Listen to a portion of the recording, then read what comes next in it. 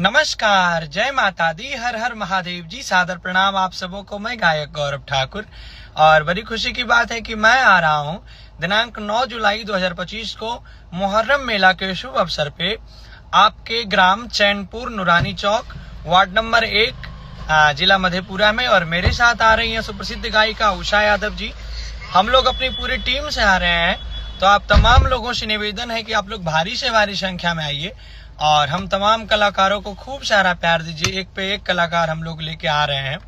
और मैं विशेष करके धन्यवाद देना चाहता हूँ आदरणीय जावेद किरानी जी, समाज सेवी मोहम्मद वकील आलम जी, मुर्तूज उप मुखिया जी, कौशर वार्ड सदस्य जी, पंचायत समिति शंभू पासवान, मुखिया नंदन कुमार व समस्त ग्रामवासियों का, समस्त चैनपुर सुंदरपट्टी ग्रामवासियों का जो आपने हमें आमंत्रित किया।